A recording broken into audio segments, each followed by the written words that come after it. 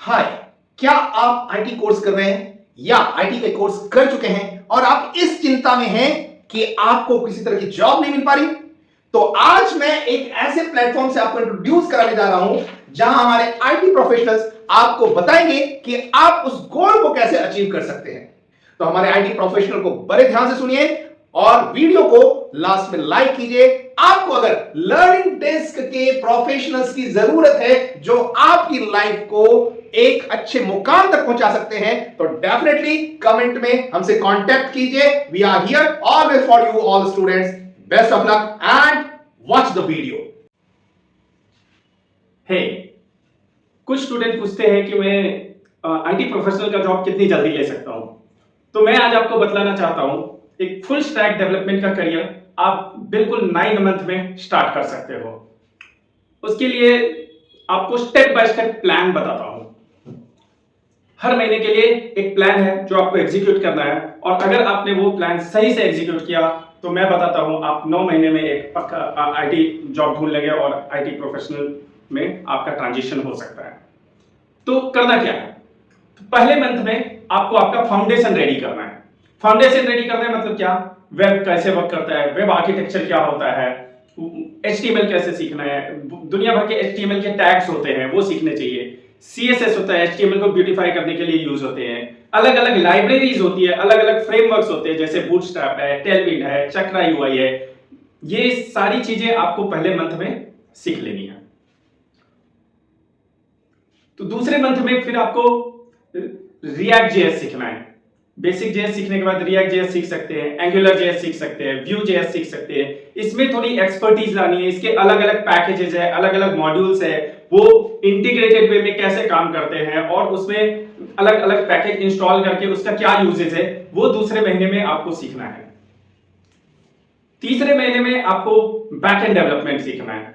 Backend development में अलग अलग लैंग्वेजेस होते हैं जो डेटाबेस से बात करते हैं, जिनके थ्रू हम एपीआई लिख सकते हैं। तो ऐसे आप पाइथन सीख सकते हैं, नोड.जेएस सीख सकते हैं और उसमें से डेटाबेस से कनेक्ट करके एपीआई के थ्रू कैसे डेटा प्रेजेंट कर सकते हैं ताकि आपका जो वेब इंटरफेस फ्रंट एंड है वो एपीआई को कंज्यूम करके आपका एप्लीकेशन लेयर शो कर सके।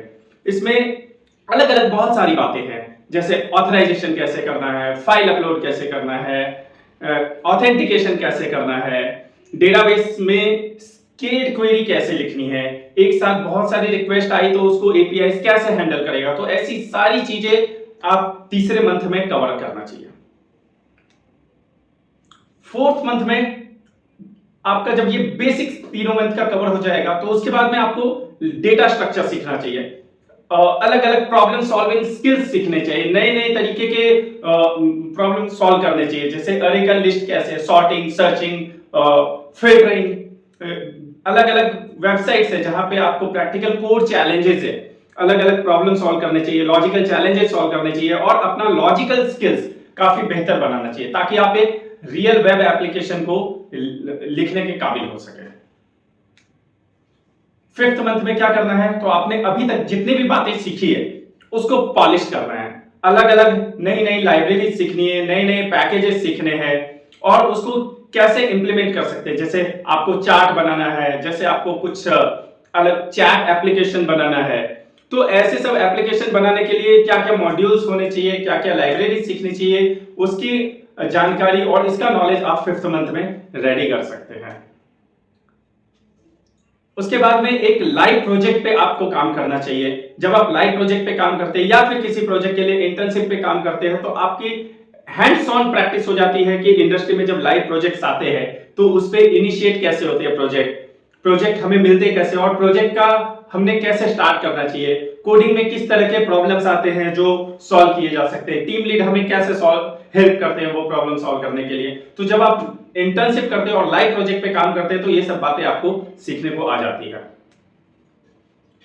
तो लाइव प्रोजेक्ट जनरली एक महीने में तो होता नहीं है, तो आपको अलग अलग 2 लाइव प्रोजेक्ट अलग अलग 2 महीने में अलग अलग तरीके के प्रैक्टिस करनी चाहिए। जैसे आपने एक ई कॉम वेबसाइट बना लिया, किसी ने चैट एप्लीकेशन बना लिया, तो रियल टाइम इंटरैक्शन जो लाइव प्रोजेक्ट्स में होते हैं वैसे प्रोजेक्ट करने चाहिए। मंथ 8 में आपको इंटरव्यू के लिए प्रिपेयर करना चाहिए, आपका रिज्यूम बिल्ड करना चाहिए, आपका प्रोफाइल बिल्ड करना चाहिए, multiple different type of technical test होते हैं, वो लेने चाहिए। बहुत सारे मॉक इंटरव्यूज होते हैं, मॉक इंटरव्यूज कंडक्ट करने चाहिए। फेस टू फेस इंटरव्यूज की प्रैक्टिस करनी चाहिए और खुद को तैयार कर लेना चाहिए कि जब इंटरव्यूज एक्चुअली होगा, जब टेस्ट एक्चुअली होगा, तो वो टेस्ट आप क्वालिफाई कर पाए इसके लिए।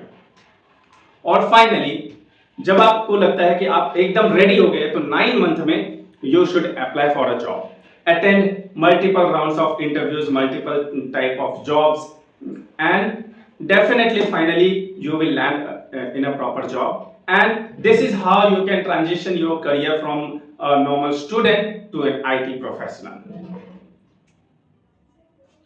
To do that, set your goal, access your knowledge, and choose a right proper learning path. Stay tuned for more. Thank you.